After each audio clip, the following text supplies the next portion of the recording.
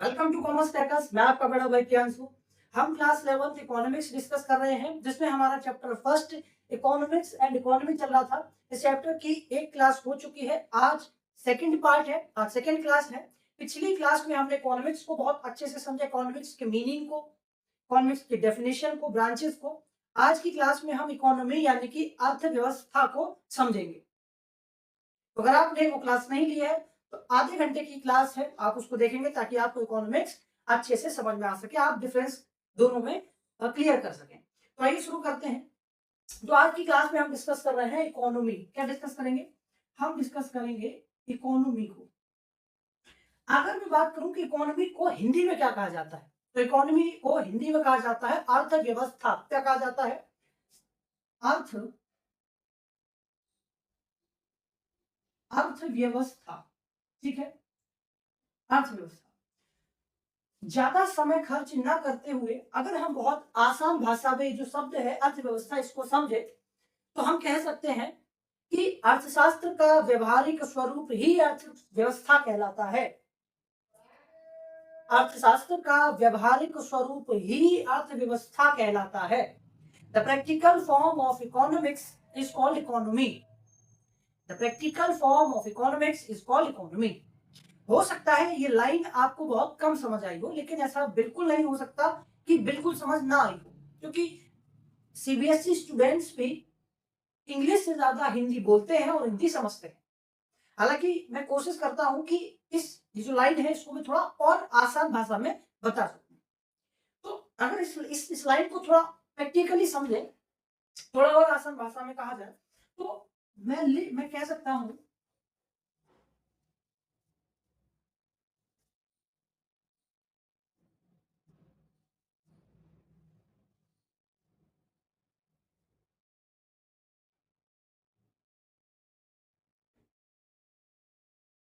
Economy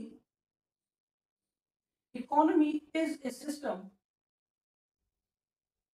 economy is a system by which economy is a system by which the pupils of an area.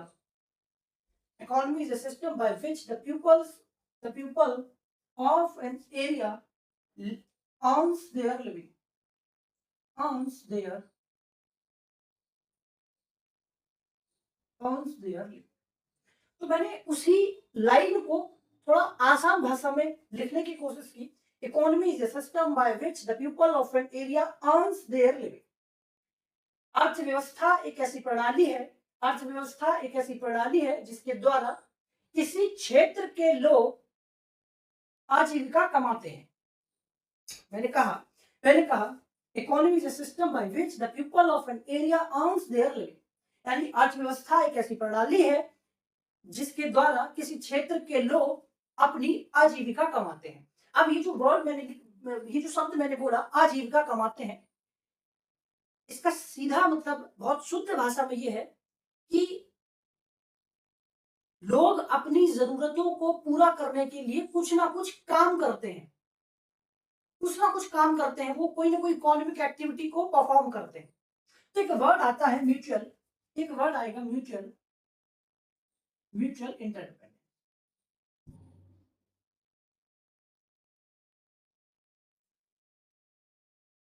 Interdependence ये किसी भी economy के लिए बहुत जरूरी है। ये इकोनॉमी के लिए बहुत जरूरी है, अगर ये नहीं है तो इकोनॉमी में बहुत सारी दिक्कतें आने लगेंगी। पारंपरिक निर्भरता होना चाहिए, पारंपरिक निर्भरता होना चाहिए। कोई डॉक्टर है, उसके पास डॉक्टर की स्किल्स है, डिग्री है, तो उसका प्रोफेशन वो डॉक्टरी कर सकता है। तो वो क्या है? वो म्यूचुअल इंटरडिपेंडेंस है, वो पारंपरिक निर्भरता है। वो किसी से पूछेगा या किसी से परमिशन लेगा कि क्या मैं डॉक्टर हूं, तो क्या मैं लोगों को सर्विस दे सकता हूं, तो क्या वो पूछेगा? उसके पास स्किल है, उसके पास डिग्री है, तो उसे अब किस बात की परमिशन लेना है? तो वो सर्विस दे सकता है ना। तो जहां ये जो वर्ड है म्यूचुअल इंटरडिपेंडेंस, ये क्या करता है, इसी इसी इसी शब्द की वजह से समाज में जो है, इकोनॉमी में जो है, वो लेन देन का जो माध्यम है उसका स्तर बढ़ता है इसी शब्द की वजह से। ठीक है। दूसरा, इसी को हम सिंपल इकोनॉमी कहते हैं। इसको हम क्या कहते हैं, इसको हम सिंपल इकोनॉमी कहते हैं। इसी को हम सिंपल इकोनॉमी कहते हैं। क्या कह देंगे भाई, इसी को हम कह देंगे, इसी को हम कह देंगे सिंपल सिंपल इकोनॉमी।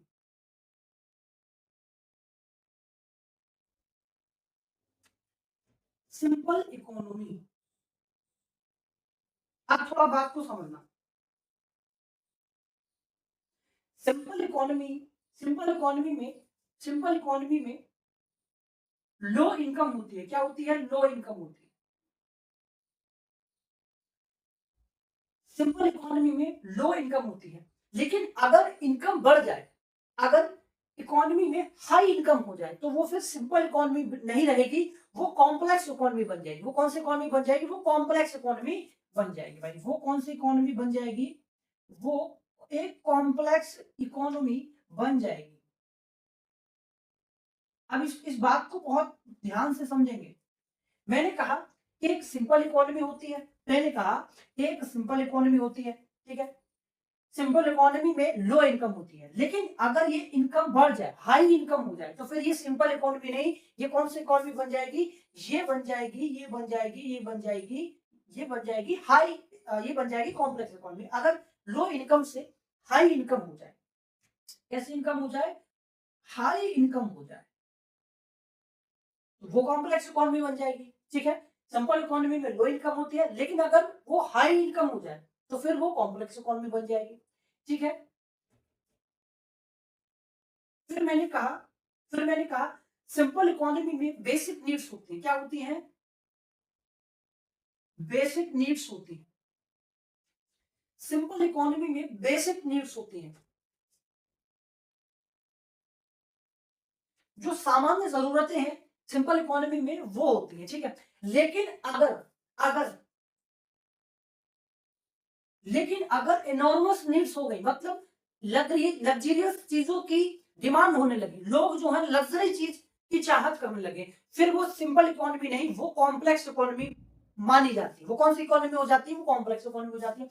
तो अगर बेसिक नीड्स है, बेसिक नीड्स की, बेसिक नीड्स है लोगों की, तो वो सिंपल इकोनॉमी। लेकिन अगर लग्जरी चीज लोग मांगने लगे, अगर समाज के सारे लोग, पूरी इकोनॉमी में लग्जरी चीज की डिमांड हो जाए, फिर वो सिंपल इकोनॉमी नहीं, वो कॉम्प्लेक्स इकोनॉमी बन जाएगी। है ना। यहाँ पर आप लिखेंगे एनॉर्मस, है ना, एनॉर्मस गुड्स या फिर लग्जरियस गुड्स, है ना।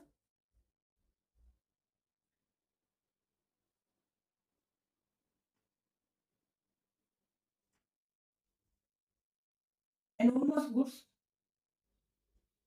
यानी कि जो लग्जरी सामान होते हैं। ठीक है।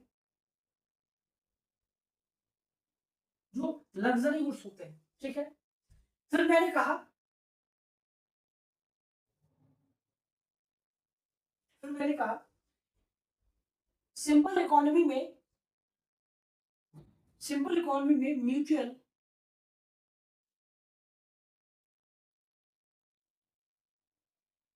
interdependence are limited. Mutual interdependence are limited. Simple economy में म्यूचुअल इंटरडिपेंडेंस बहुत सीमित होता है, लेकिन अगर म्यूचुअल इंटरडिपेंडेंस बढ़ जाए, अगर म्यूचुअल इंटरडिपेंडेंस बढ़ जाए, फिर वो क्या बन जाएगा, अगर म्यूचुअल इंटरडिपेंडेंस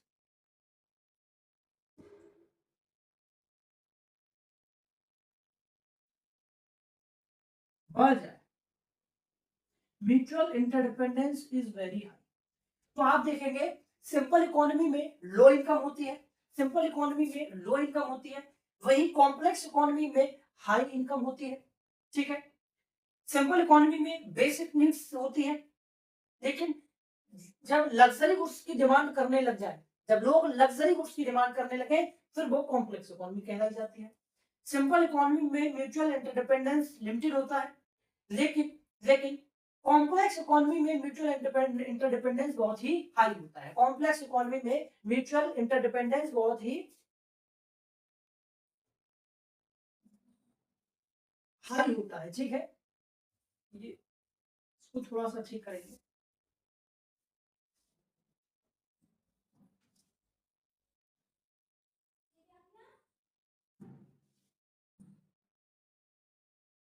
ठीक है, mutual interdependence are limited, mutual interdependence are is very high. ठीक, मुझे एक बात बताओ, हमारी जो, आप मुझे एक बात बताएंगे, हमारी जो इकोनॉमी है वो कौन सी इकोनॉमी मानी जाएगी? हमारी जो इस नॉर्मली हम जहाँ रहते हैं, तो हमारी जो इकोनॉमी है इंडिया, कौन सी इकोनॉमी, आप किस उसको कैटेगरी में रखेंगे? उसको आप कॉम्प्लेक्स इकोनॉमी में रखेंगे या आप उसको सिंपल इकोनॉमी में रखेंगे, ये बताओ। तो नॉर्मली आप जो रहते, आप जहाँ रहते हैं तो आप एक सिंपल इकोनॉमी में रहते हैं, हम मैं एक सिंपल इकोनॉमी में रहता हूँ भाई। क्या आप ऐसा समझिए कि हमारा जो लोकल एरिया जहाँ हम रहते हैं, अगर वहां आप किसी डॉक्टर की सर्विस लेने जाओ, ठीक है, अगर आप किसी डॉक्टर के क्लिनिक पर जाएंगे तो वो आपसे कितनी फीस चार्ज करेगा? वो आपसे कितनी फीस चार्ज जो है करेगा? ज्यादा से ज्यादा 200, 500, 1000 ये करेगा। लेकिन अगर आप एनसीआर चले जाओ, एनसीआर चले जाओ, तो वहां पर तो 2000 से 3000 सिर्फ फीस चार्ज है, और हमारे यहाँ 100, 100, 150 रुपए में काम हो जाता है। तो वहां पर जो है, वहां पर, यहाँ पर लो इनकम है, लेकिन वहां पर क्या हो जाएगा, वहां पर हाई इनकम हो जाएगा।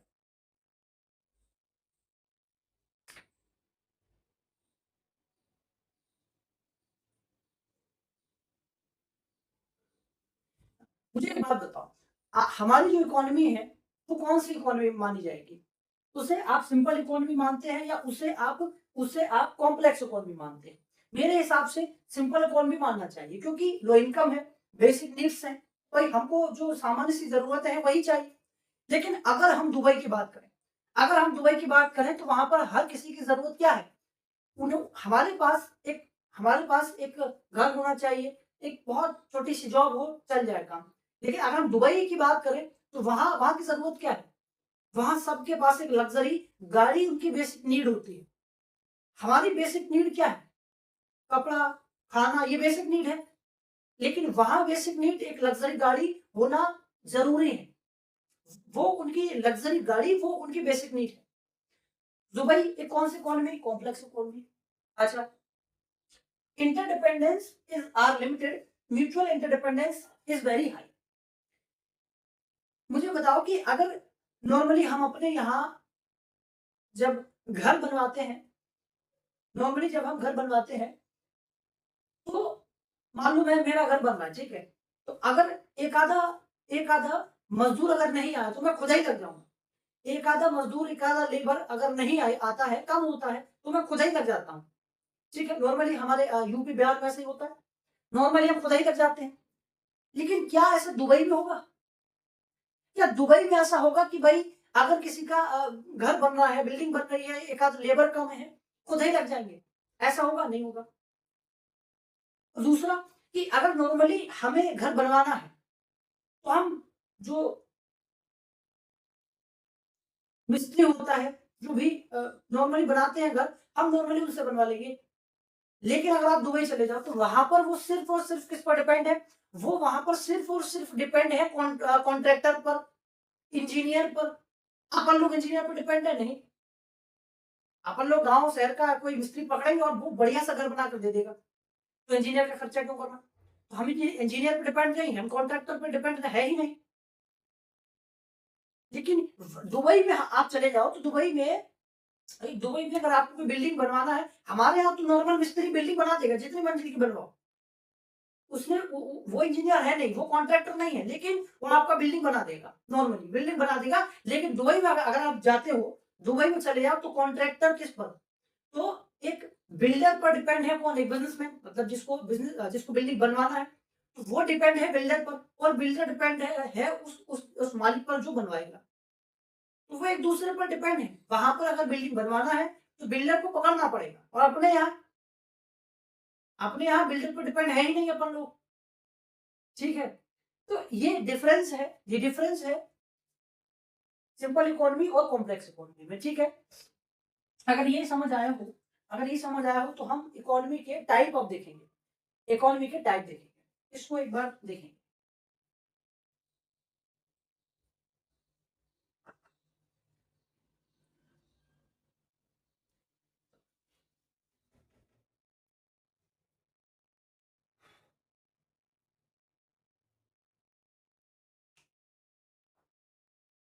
अब मैं टाइप की बात करूंगा।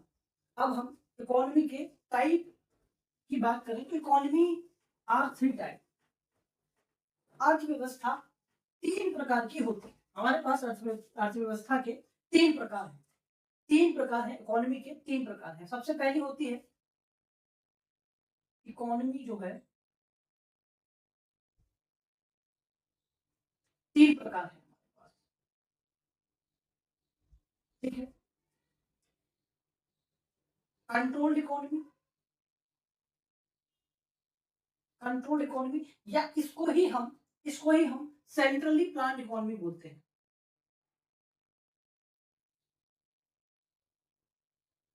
सेंट्रली प्लान्ड इकोनॉमी,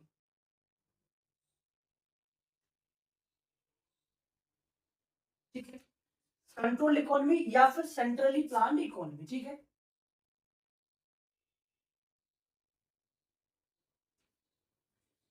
सेकंड है फ्री इकोनॉमी, या इसी को हम मार्केट इकोनॉमी भी बोलते हैं।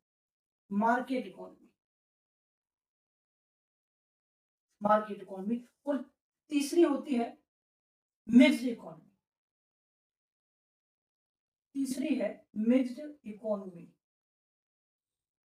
ठीक है, मिक्स्ड इकोनॉमी। पहली है कंट्रोल्ड या फिर सेंट्रली प्लान्ड इकोनॉमी, दूसरी है फ्री इकोनॉमी या जिसको मार्केट इकोनॉमी भी बोलते हैं, और तीसरी अपने पास है मिक्स्ड इकोनॉमी। क्या है? मिक्स्ड इकोनॉमी है, ठीक है। तो एक एक कर हम इन पर बात करते हैं। अगर कंट्रोल्ड या फिर सेंट्रली प्लान्ड इकोनॉमी की बात की जाए तो एक ऐसी इकोनॉमी, एक ऐसी अर्थव्यवस्था जहां का पूरा जो नियंत्रण है वो किसके हाथ में है? वो एक सरकार के हाथ में है। तो जहां की अर्थव्यवस्था का नियंत्रण सरकार के हाथ में है, या फिर सरकार की कोई भी एक एजेंसी कंट्रोल करती है, उस इकोनॉमी को हम कंट्रोल इकोनॉमी या सेंट्रली प्लान्ड इकोनॉमी कहते हैं, ठीक है। जिस इकोनॉमी का पूरा कंट्रोल गवर्नमेंट के हाथ में होता है उसको हम क्या बोलते हैं? उसको हम सेंट्रली प्लान्ड इकोनॉमी या फिर कंट्रोल इकोनॉमी बोलते हैं। जिस इकोनॉमी के सारे जो डिसीजंस हैं, प्रोडक्शन से रिलेटेड जो डिसीजंस है, कंजम्पशन से रिलेटेड डिसीजंस, इन्वेस्टमेंट से, प्राइस से, तो इन सब से जो डिसीजंस हैं, इन सब के जो डिसीजंस गवर्नमेंट लेती है, उस इकोनॉमी को हम कंट्रोल्ड इकोनॉमी कहते हैं, ठीक है। कंट्रोल्ड इकोनॉमी का मेन मोटिव होता है सोशल वेलफेयर। तो यहाँ पर सोशल वेलफेयर जो है मेन मोटिव होता है कंट्रोल इकोनॉमी का। और कंट्रोल इकोनॉमी में सिर्फ और सिर्फ पब्लिक सेक्टर का इन्वॉल्वमेंट होता है, ठीक है। तो अगर जिस अर्थव्यवस्था का, जिस इकोनॉमी का नियंत्रण सरकार के हाथ में है, गवर्नमेंट के हाथ में है, या फिर कोई भी सेंट्रल अथॉरिटी है, उसके पास है डिसीजन लेने का जो हक है गवर्नमेंट का या फिर सेंट्रल अथॉरिटी का है, उसे हम कंट्रोल इकोनॉमी कहते हैं, ठीक है। अब बात करेंगे फ्री इकोनॉमी या फिर मार्केट इकोनॉमी की। तो जिस इकोनॉमी का पूरा नियंत्रण मार्केट के हाथों में है, एक प्रोड्यूसर के हाथों में है, उस इकोनॉमी को, उस अर्थव्यवस्था को उसको हम फ्री इकोनॉमी या फिर मार्केट इकोनॉमी बोलते हैं। बेसिकली प्राइस से रिलेटेड, डिमांड से रिलेटेड, सप्लाई से रिलेटेड जो भी डिसीजंस मार्केट लेता है, तो उस इकोनॉमी को फ्री इकोनॉमी या फिर मार्केट इकोनॉमी कह रहे होते हैं, ठीक है। मार्केट इकोनॉमी समझ में आया? तो डिमांड से रिलेटेड, सप्लाई से रिलेटेड, प्रोडक्शन से रिलेटेड, प्राइस से रिलेटेड डिसीजन जब मार्केट लेता है, तो उस इकोनॉमी को हम फ्री इकोनॉमी या फिर मार्केट इकोनॉमी कहते हैं, ठीक है। बात करेंगे मिक्स्ड इकोनॉमी की। तो जिस इकोनॉमी का पूरा नियंत्रण, जिस अर्थव्यवस्था का नियंत्रण सरकार और मार्केट, गवर्नमेंट और मार्केट दोनों के हाथों में रहता है, उस इकोनॉमी को कहा जाता है मिक्स्ड इकोनॉमी। यानी कि हमारी जो इकोनॉमी है वो एक मिक्स्ड इकोनॉमी है। हमारे यहाँ डिसीजन मार्केट भी लेता है और सरकार भी लेती है, ठीक है, बाजार और सरकार दोनों लेती है, इसलिए हमारी मिक्स्ड इकोनॉमी है। लेकिन हमारी जो इकोनॉमी है, क्या वो हमेशा से मिक्स्ड इकोनॉमी है? बिल्कुल नहीं। हमारी इकोनॉमी हमेशा से मिक्स्ड इकोनॉमी नहीं है। हमारी भारत की जो इकोनॉमी है, वो मिक्स्ड इकोनॉमी जो है, वो दूसरी पंचवर्षीय योजना के दौरान उसको लिया गया था। हमारे जो जवाहरलाल नेहरू जी थे, उनके शासनकाल, उस समय प्रधानमंत्री कौन थे? पंडित जवाहरलाल नेहरू जी, ठीक है। तो नेहरू जी के समय जो है मिक्स्ड इकोनॉमी को अपनाया गया था। दूसरी पंचवर्षीय योजना कब से कब तक मुझे बताएंगे? 1956 से 1961 तक, ठीक है। तो इस बीच मिक्स्ड इकोनॉमी को अपनाया गया था दूसरी पंचवर्षीय योजना के दौरान, ठीक है, पंडित जवाहरलाल नेहरू जी के माध्यम से, ठीक है। तो ये हमने तीनों इकोनॉमी की बात की, control economy, mixed economy, control economy, market economy और मिक्स्ड इकोनॉमी, इन तीनों इकोनॉमी पर हमने बात की। इस चैप्टर में बेसिक्स था। इस चैप्टर के अंदर इकोनॉमिक्स और इकोनॉमी का डिफरेंस था, मीनिंग था, वो हमने क्लियर किया। मिलेंगे सेकंड चैप्टर में एक नए चैप्टर से। हमारे अगला चैप्टर का नाम है central problems of an economy. हम इकोनॉमी की सेंट्रल प्रॉब्लम्स को चैप्टर में डिस्कस करेंगे। मिलते हैं अगली क्लास में। अगर आपको क्लास पसंद आई तो लाइक करेंगे और सब्सक्राइब कर जाएंगे, ताकि आपको नेक्स्ट चैप्टर की क्लास का नोटिफिकेशन तुरंत मिल सके। तब तक के लिए नमस्कार।